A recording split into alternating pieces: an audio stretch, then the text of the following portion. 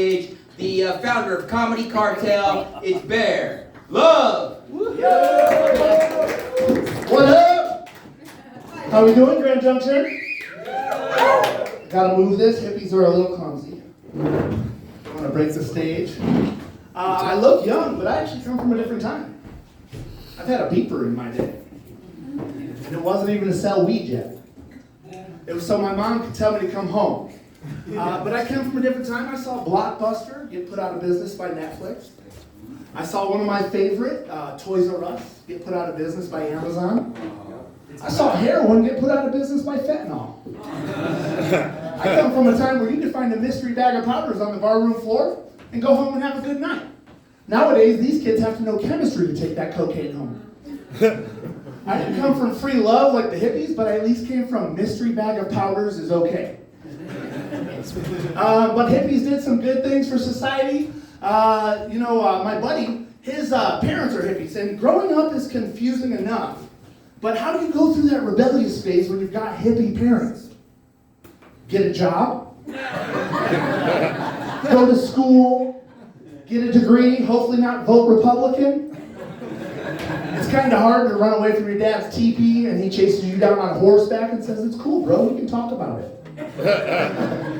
But like I said, hippies, they invented the word grounded, you know? Take away the TV, take away the tablet, get grounded. Before that, we just beat our kids. I think I'm still grounded.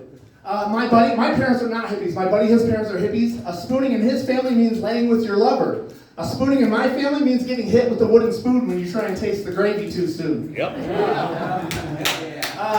But I'm Bear Love, and I was at Burning Man with my friend whose parents are hippies. And they were like, "Your name's Bear Love? What's our Burning Man name?" And their parents are hippies, so their birth names are Blu-ray and Soulmark. So they realized at Burning Man, they already kind of came with hippie names. So the rest of Burning Man, they went by Bob and Sam. You go by Bob, I'll go by Sam. It was perfect. But a hippie feels safe in Colorado because you guys went and legalized pot. Kind of put me out of a job, though. Nobody tells you what happened to the weed man, the one that made it out. He delivers pizza now. DoorDash.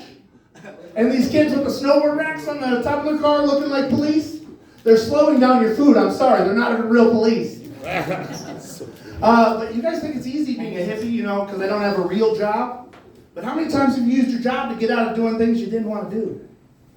These people know I don't have to work in the morning. I had to move a fish tank on Tuesday. I had to go out to Paonia this weekend to pick up a pit bull. I thought it would be nice if my friend got over his breakup with his girlfriend by getting off of my couch, but instead we're getting a dog. Sometimes it'd be easier to have a real job, be a real boy. But now that you guys legalize pot, I'm not too worried about the government, looking in on our lives. But I feel like if the NSA is going to be watching us, they should give us some stats, like Spotify Wrapped. Am I actually the worst driver in Denver? Is that just what my ex-girlfriend says? They have this information. I feel like my numbers are high. I feel like I'm in the top 1% of texting I'm on the way while still laying in bed. But is there any parents in the crowd? Yeah. Well, hippies, we are pretty childish ourselves. So we don't have a lot of kids. You guys keep track of how good your kids are doing with the height on the wall. We keep track of the length of our hair. As the last time we saw a judge. It's been a while for me. So, but like I said, you guys put me out of work when you guys legalized pot. I was growing pot high up in the Colorado Rockies, double meaning. And the worst thing that can happen to you when you're growing pot is the police to show up. Second worst is you can run out of Kool-Aid. The second one happened to us. And have you guys ever been so stoned you thought you invented something that you didn't really? That happened to me in Conifer. So we were up there in the mountains and we ran out of Kool-Aid. And so I look up in the cabinet and my girlfriend shops at Costco, so we had a lot of sugar, but we're out of Kool-Aid. And all of these hippies that were traveling through had brought a bunch of tea and put it up in the cabinet.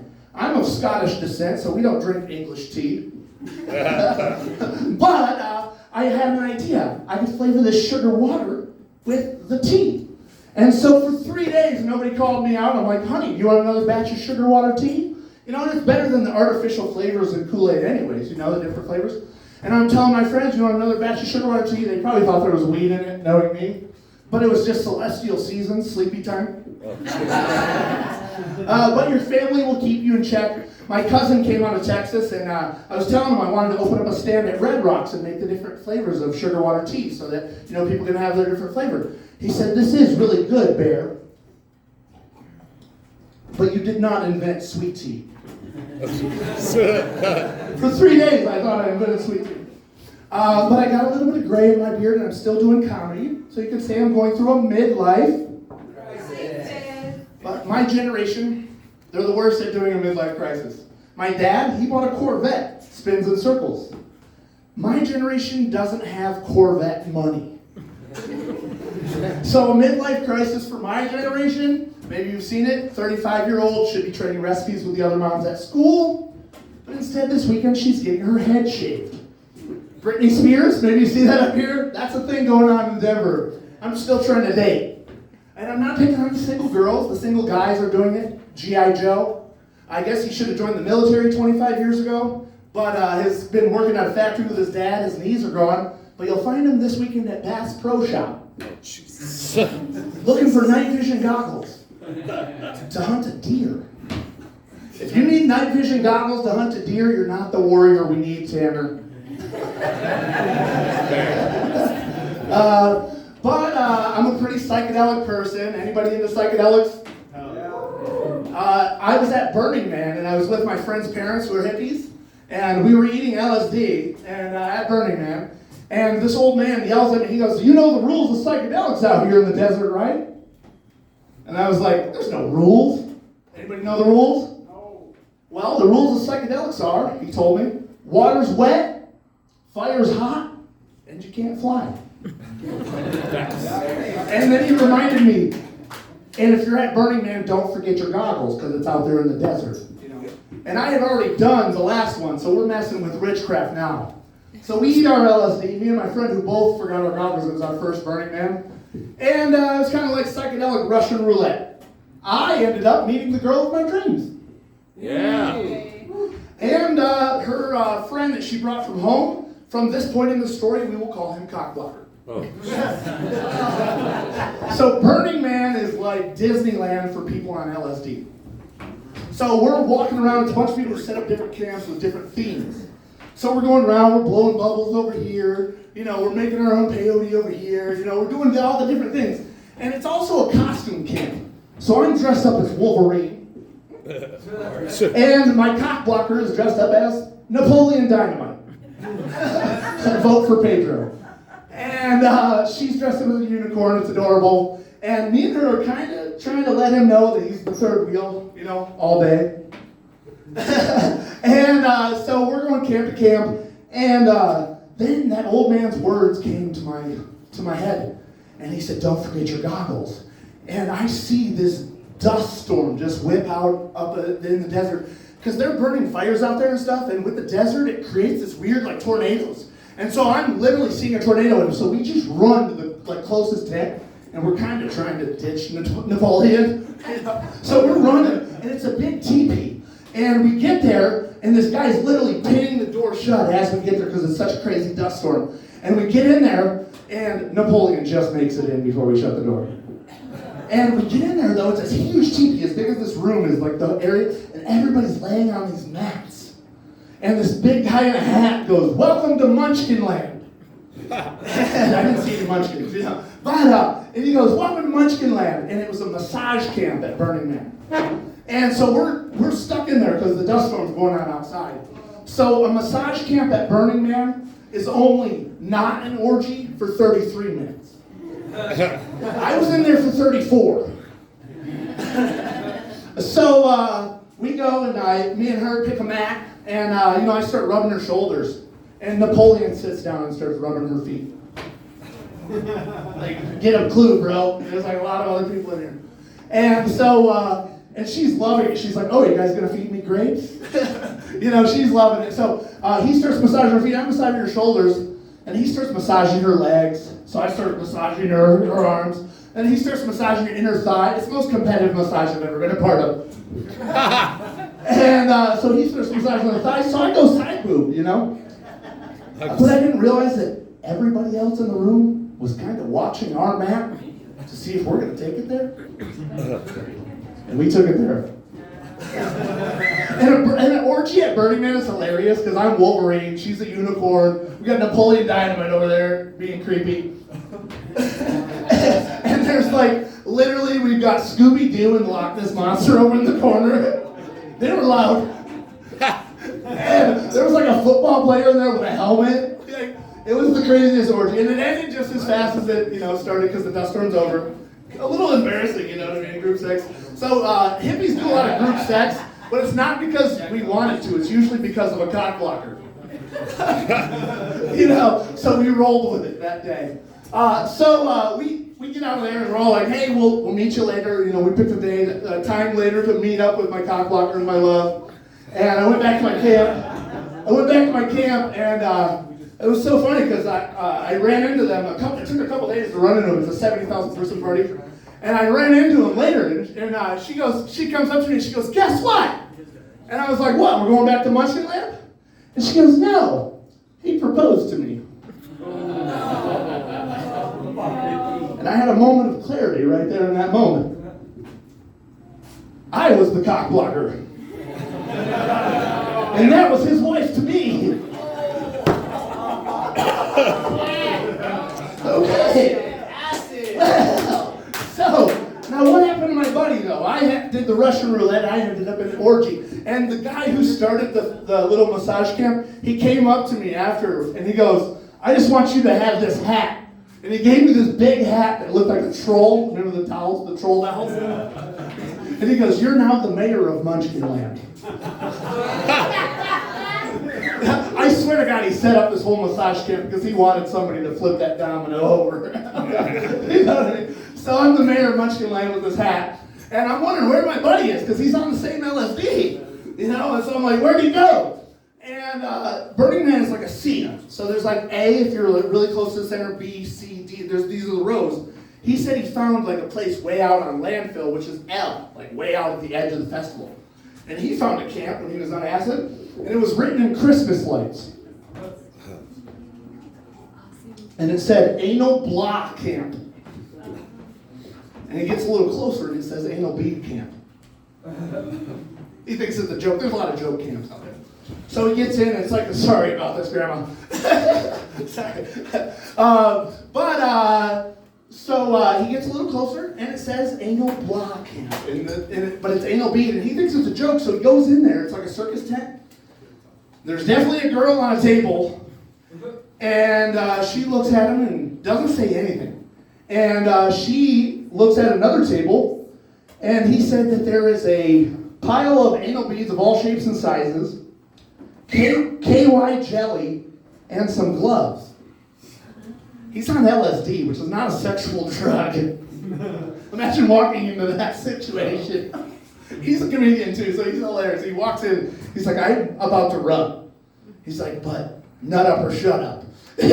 So he goes over and he thinks she's still gonna make a joke and be like, no. But now that he gets closer, she does this move, and now they're looking eye to eye, brown eye. So it's serious. So he has to choose now. So he says, we're gonna do it. Whatever. We're at Burning Man. I'm not gonna judge her cake. So he doesn't want to get the biggest ones. He doesn't want to be rude. So he doesn't want to get the smallest ones. Suppose she's into this. So he gets the Goldilocks of anal beads off of the table. Just right. You know what I mean? He puts on the gloves. You don't know her. So he puts on the gloves and he gets his KY jelly and he comes over there. And she's ready. No words have been exchanged. Just eyes. And so he puts in the first one. She doesn't make a peep. So he's like, okay, puts in another one. Gets them in. She has not made a peep. So he's like, does she even like this? And then he realizes it's probably a speed thing. So like he's going to start a lawnmower. My buddy who forgot his goggles. He goes up there and he starts that lawnmower and the shit hits the fan. Oh my God. Don't forget your goggles at Burning Man. Literally. Which is horrible. I ended up as the mayor of Munchkin. Oh my God. It's like roulette. You never know what you're going to get if you mess with the rules of acid. Water's wet. Yeah. Fire's hot. And you can't fly. Okay, so it's not an outlaw story without a train story. You want to hear a train hopping story? Yeah. You want to hear a train hopping story? Yeah. Okay. All train hopping stories don't start because you made a good choice. For real. It's the last choice that you have. Hitchhiking's better than train hopping. Hitchhiking, you're talking to people. Train hopping, you're hiding out and jumping on a train. You know what I mean? So, I hate to lose an argument. Does anybody hate to lose an argument? Yeah. If you're right. If you're right. Yes. Okay, what's the stupidest argument you've ever lost? Anybody? I'll tell you mine. I was at a music festival called Horny's Hideout in Oregon. It was Friday night at a music festival. And me and my girlfriend are, you could say, codependent.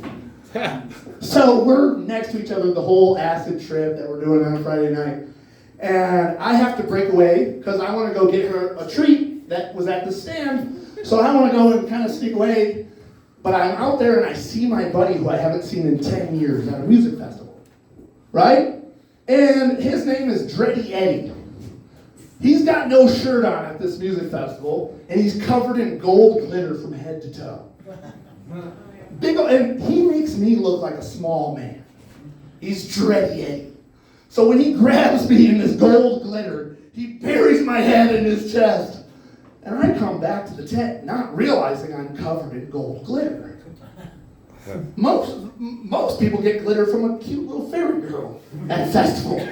I'm covered head to toe in gold glitter because of Dready Eddie, who was a very sweaty experience. And so my girlfriend, the whole weekend, how'd you get glitter on yourself?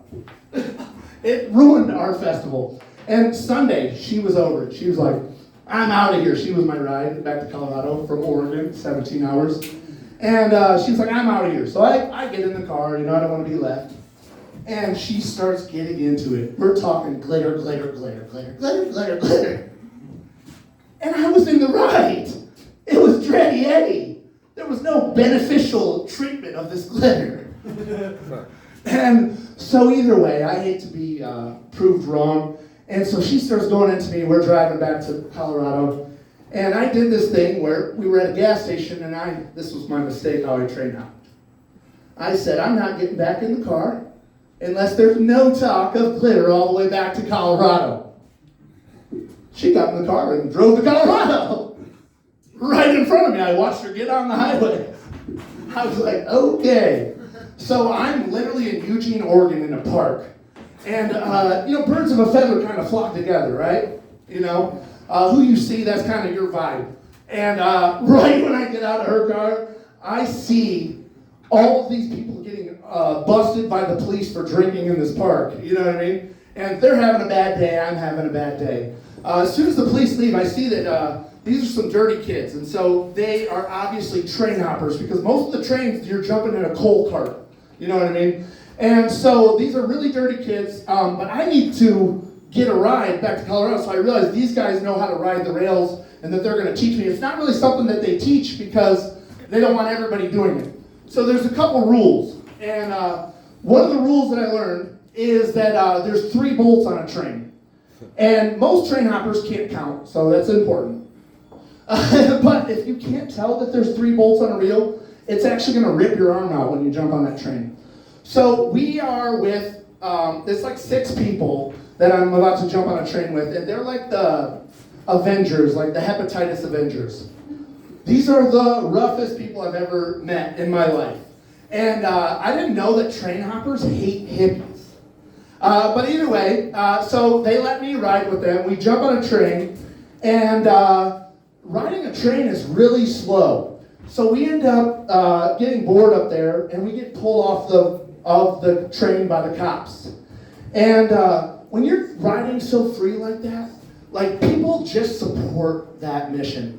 So when we get pulled off the train by the cops, he goes, "You guys just jump from town to town like that?" He goes, "If I didn't have a wife and kids, I'd get right on that train with you guys." And so our leader was this guy named Otter. He had done it thousands of times, and he was like, well, sir, let us back on the train then so we can get to San Francisco. We're trying to get out of your town. And he goes, "I can't do that. Union Pacific has asked me to pull you off the train." And he goes, "But what I can do is there's a spot over here in a fig tree where I normally arrest people. You guys can go sleep there and jump back on the train when it stops." And so people just supported that free lifestyle. And so I'm with these train hoppers, so the first thing they do is go and steal a bunch of alcohol from town. So this cop comes back to arrest us, right? And he knocks on our tree.